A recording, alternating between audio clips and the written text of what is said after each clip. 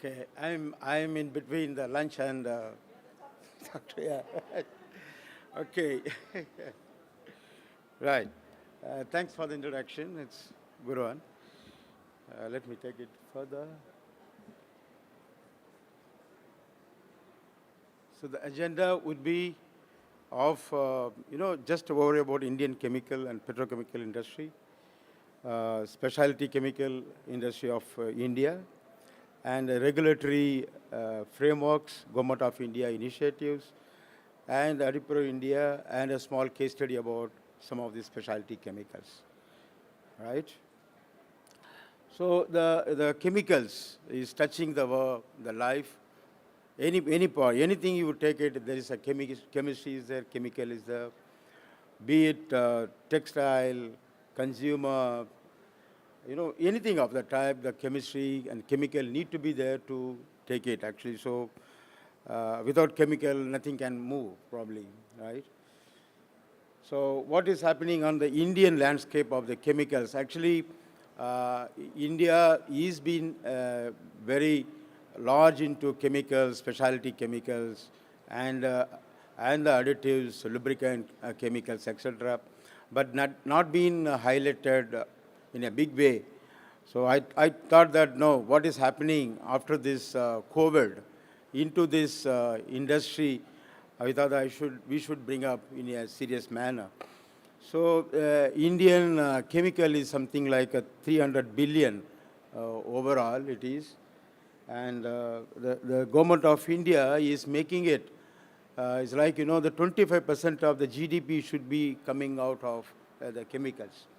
And certainly what is their plan is that, no, currently the intermediates, whatever the intermediates, coming from elsewhere, coming from different countries, the government of India is taking initiative to see that all those intermediates can be made out of India, such that the finished chemicals, finished specialty chemicals, can be using those intermediates within India to see that it's happening inside the Indian, working together type. And the specialty chemical is growing much faster compared to the previous years. It's now, though the Indian is growing at 6%, but it is double at 12%. It is growing. Polymers and agrochemicals are the biggest growth area which is happening in India. And the industry is almost delicensed. All areas of the chemical growth is delicensed, except for the hazardous chemicals. I am very sure that would have also been, the government is thinking of doing a deregulation of that. And the shift is happening towards the Asia, and certainly there is a big focus is happening to India, that to see that there is some real growth is happening to that. So if you look at the global CAGR growth is about 4%, whereas the Indian has moved already towards about 300 billion market. They expected that the CAGR would be 4%, whereas it is about 7 trillion by 2030. The Indian chemical industry expected to grow at about 300 billion, which is about 9% growth is happening. If I put on an index, actually, if you're looking at the petrochemical versus the regular refining, if I take at the 2010 as a benchmark, and then I create on an index of that, the refine is not making much change to the Indian chemical industry. However, the petrochemical is expected to grow at a much faster rate of that. Certainly that shows that Indian chemical, particularly the petrochemical and specialty chemical, would like to have a big growth above on that side of that. So when I say the specialty chemicals, it's like, the dyes and pigments, polymers, surfactants, textile chemistries, waste chemicals, personal care, construction chemicals. These are the major growth what is happening. The dyes and the pigments, that constitute about almost 50%. All other things are into that. The specialty chemical is having a contribution, but not that much of this type of chemical which is now working. If you look at the import and exports of chemicals into India, I would say that about 40% is being exported and then 60% is being imported into India. So you look at the lubricant additives and other additives which goes there, which is nothing but about 96,000 is being the export, and about 172,000 metric ton is the import, and sorry, the 96,000 is the export what India is doing it. So it is not thing that 40% we export and the remaining what we import into Indian market. So in terms of specialty chemicals specifically, is about, as I mentioned, is about 12% growth, which is about 64 billion in 2025 is going to happen. And however, if you look at the specialty chemical CAGR growth is considerably more than China actually. China is about 6%, whereas the specialty chemical of India is about 12% growth expected in the period of 2025. When I compare a 5-year of growth between 10 to 15 and 15 to 20, if you look at the automobile, particularly where we are very much interested with that, the automobile will almost taken a 50% growth from 5% to 7.5%. And I'm talking about 9% growth in this current situation. And that is going to happen to 12% over the next 5 years. So India is pitched and then phenomenally growing in this specialty chemical segment. So what are the regulatory frameworks are enabling the growth of Indian specialty chemicals?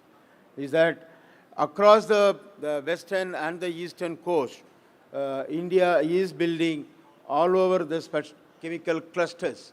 Out of about 30 states, is about 8 states are coming under the coast. Around all the coastal area of India, they have put up all the chemical zones. If you say it's agrochemical, and oil refineries, petrochemicals, dyes and dyes chemicals, chloralkali, everything is coming around the coast, and they are making huge investment. There is government is putting up a lot of incentives to see that the growth is happening, and the intermediates can be made in India, says that there is no need for them to look forward for importing those intermediates from elsewhere. This thing is certainly going to happen. It's happening now. By 2030, that it would be about 80% of the intermediates for making a finished additive, finished chemicals would be sourced from India. That's the thing the Indian government is looking forward to work on that. So what are the other, if you look at what are the other initiatives, what they are doing, it is more or less broadly de-licensed. There is no chemical, no particular industry which is not look forward for, they look forward some forward direct investment can come inside.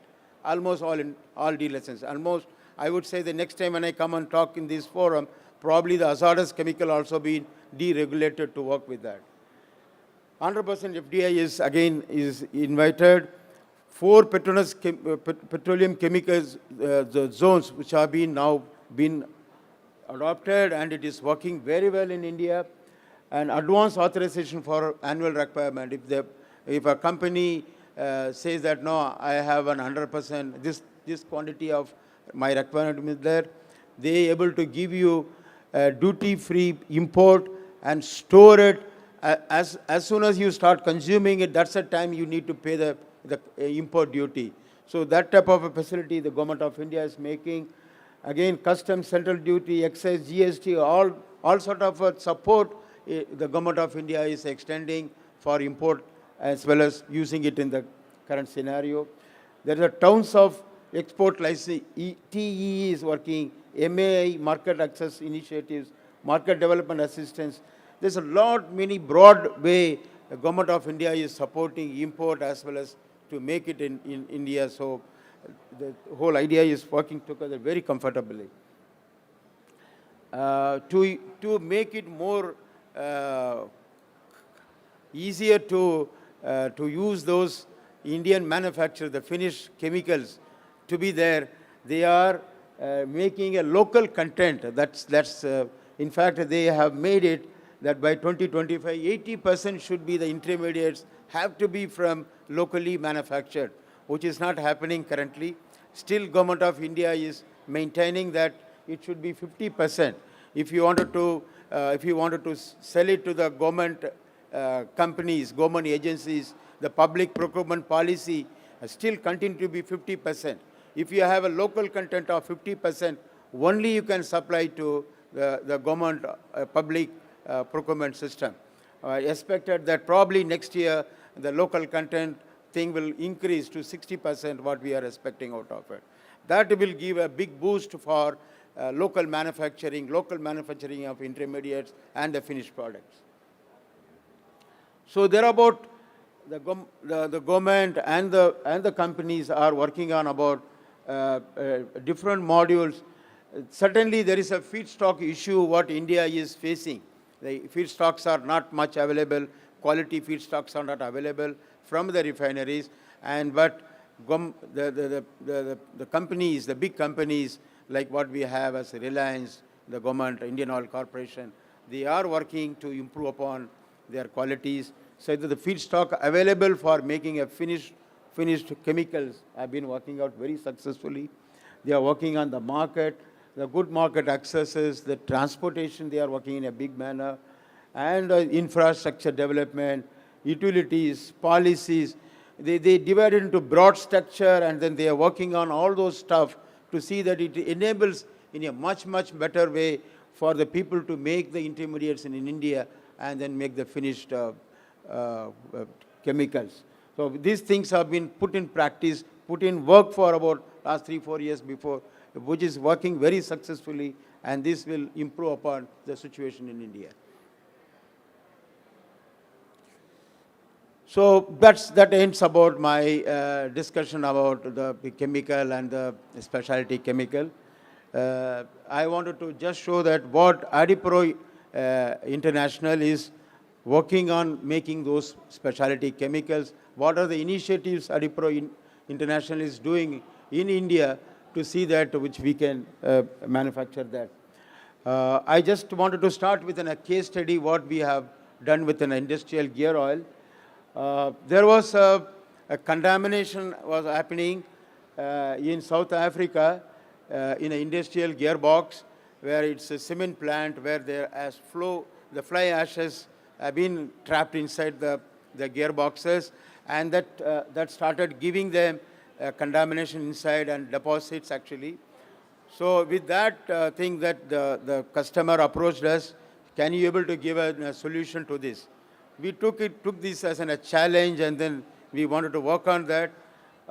In fact, to bring it to attention of all of you, Adipro International is making SIB. SIB is a very high, sophisticated intermediate required for gear oil actually. So we successfully commissioned the plant, and we are making SIB in India. So we took those SIBs into our gear additive package, and we used HR dispersant. Actually, we thought that using an HR dispersant certainly can able to improve the situation, displacing the ash and the soot what is there in the gearbox. So we replaced those two components into our existing additive package, and then we took certain confirmatory tests, etc. And then we did some basic tests like FZG, 4-ball wear to ensure that it gives the same amount of performances as good as our previous additive package. And then we did certain testing in our AGTC, we call it as Adipro Global Technology Center, where we undertook those testing, and we found that the soot are getting dispersed very comfortably, and there is no coagulation is not happening, deposits are not happening on the walls of that. And then we took the same sample as a candidate, we used it in the cement plant, the gearboxes, and we removed the sample, we tested the thing, it was nicely dispersing, getting filtered very comfortably. and it is working very comfortably. So it is proven that our SIB is working, the newly developed SIB, as well as HR dispenser is doing a wonderful job in the gear additive package. So this probably once it is completed, probably when I come next time, maybe I'll make a discussion about that. Okay, and then go around about Adipro International. Just I thought that, no, we are putting up, we have already commissioned our new capacity in India, in the Gujarat state. We have making the PIB, PIPSA, PIPSI, PPD, crude flow improver, ZDP, antioxidants, both primary and secondary aminic and phenolic, and moly, all type of mollies. So these are capacities what I given on the right side. We have a PIB of about 6,000 and dispersant about 12,000 and the 4 points. These are all the covering all the aspects. You be as a crude flow, or you wanted to for an engine oil or the industrial. We have the full range of that. Have huge capacity of 6,000 metric ton. Zinc of multiple things, antioxidants and the moly. Even we have the imisols, the antifoams, amine phosphates, and the packages. We can make about 30,000 metric ton of packages. So these are the things what we have in our new system, which has already been commissioned, and the first phase of production is already started, and we are expecting by end of maybe by March 2025, full level implementation of this plant will happen, and then certainly this will take care about our internal consumption. Also, we'll be in a position to cater to the other markets of that. Some of the global, we have a R&D center in India, and we have a manufacturing in other places.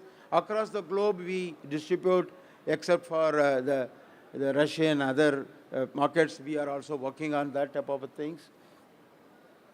These are the full range of additive packages what we cater and we supply to the customers. We have a PCMO, HD, motorcycle, 4-stroke, gear, all the range. We have full range of that which we are catering to the global market, and also the full range of the components what I mentioned. These are there. We have the dispersants, phenates, all the full stuff what of the things which is available with us.